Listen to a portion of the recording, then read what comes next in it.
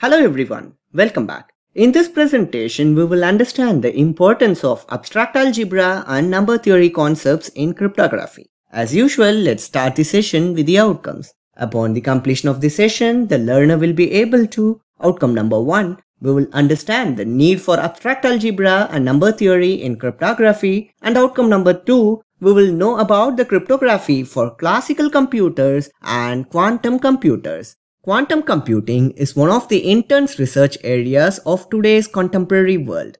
So let's see that how these quantum computers and the classical computers differ in terms of cryptography. Let's dive into the topic of the day, the abstract algebra and number theory concepts. We know very well the modern cryptography is used in almost all sectors where security is needed.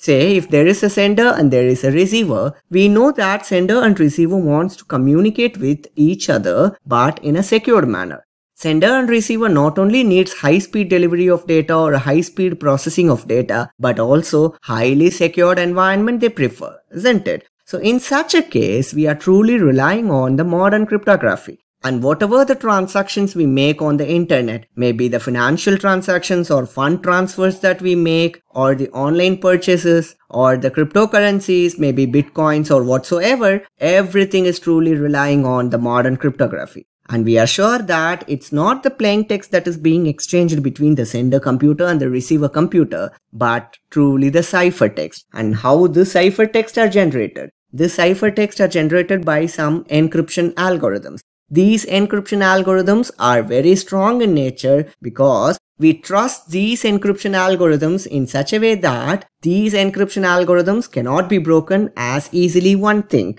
And when we say that these encryption algorithms, these modern encryption algorithms are heavily depending on the number theory concepts. Not only number theory, but also the abstract algebra concepts. So we are sure that the modern cryptography and the encryption algorithms that are widely used in today's world are heavily depending on the number theory and the abstract algebra concepts. And when we talk about the modern cryptography, there is no major contribution of calculus and trigonometry with the modern cryptographic areas. Anyway, our intention is focusing more on the number theory and the abstract algebra concepts because almost all encryption algorithms are heavily depending on the number theory and the abstract algebra concepts. Let's see what are the concepts that are really required and what are all the topics we are going to deal in this chapter. The first concept is the division algorithm. We know in a division algorithm we get normally two results. One is the quotient and the other one is the remainder. Since division algorithm is a basic algorithm, I am not going to touch upon this division algorithm in this presentation or in this lecture series, but still we should know how to generate the quotient and the remainder. Then comes the Euclidean algorithm for finding the greatest common divisor. So Euclidean algorithm is one of the popular algorithms for finding the greatest common divisor. Then comes the extended Euclidean algorithm to find the multiplicative inverse. In order to find the multiplicative inverse of a number, and that too under mod, we can apply extended Euclidean algorithm to find whether there exists a multiplicative inverse or what is the multiplicative inverse. Then comes the modular arithmetic. Modular arithmetic is very important as far as the modern cryptography is concerned. Don't worry about this now. Anyway, I'll talk about the modular arithmetic concepts in the coming presentations. Then comes the important mathematical concepts, the groups, rings, fields and finite fields. Anyway, in the coming lectures, you will understand why groups, rings, fields and finite fields are very much essential for cryptography. Then the polynomial arithmetic. Already we have seen about modular arithmetic, which is highly required for modern cryptography. Also, we need the assistance of polynomial arithmetic for better security. Then prime numbers. In cryptography, prime numbers are inevitable numbers. The most widely used algorithms such as the RSA algorithm, elliptic curve cryptography, Diffie-Hellman keys, all these are truly depending on prime numbers. Then the Fermat's and Euler's theorem. I'll explain about these theorems in the coming lecture. Then comes the testing for primality. I already told you that prime numbers are the inevitable numbers in the modern cryptography because most widely used algorithms prefer prime numbers. But these prime numbers will not be small prime numbers like 5, 7 or 11. Encryption algorithm should take prime numbers which is of large number of bits, right? So more number of digits will be there, maybe 100-digit prime number or a 200-digit prime number. How to test that number is a prime number? We can't go and manually work on it. So there should be some algorithms to test whether that number is a prime number or not a prime number. So we'll be focusing on the testing for primality, and then we have the Chinese remainder theorem. Then finally we'll be focusing on the discrete logarithms.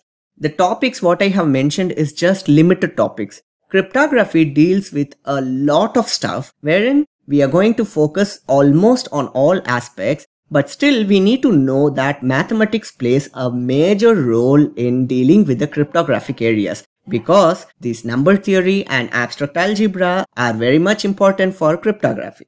Before we conclude, let's see about the few interesting things about cryptography. It's not a simple way, it's a long way to go. The current computing system will become classical computing when quantum computer is successful.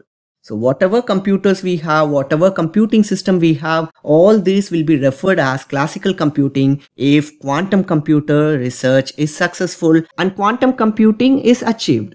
What's so special with quantum computing? Because these quantum computing requires less power when compared to classical computing. Also, it can execute, the quantum computers can execute tasks faster and more accurate than classical computing. In the traditional computing, that is in the classical computing, the atom changes very faster. Whereas in quantum computing, the atom changes even very faster than classical computing. And that's why the quantum computing or the quantum computers can be potentially thousands or million times faster than the classical computing or traditional computers. So we can understand that quantum computers are very much faster than classical computers. So extremely complicated or complex calculations can also be easily performed in quantum computing. Almost all software giants are racing to build quantum computing tools. So security becomes a vital concern not only in today's classical computing world but for the future quantum computers. If quantum computers are successful, we can understand that even a strong encryption algorithm which is powerful in today's world can be easily broken. And that's why the focus on cryptography for quantum computers is also inevitable. And that's it guys. I hope now you understood the need for abstract algebra and number theory in cryptography. We also have know about cryptography for classical and quantum computers. I hope you guys enjoyed this presentation and thank you for watching.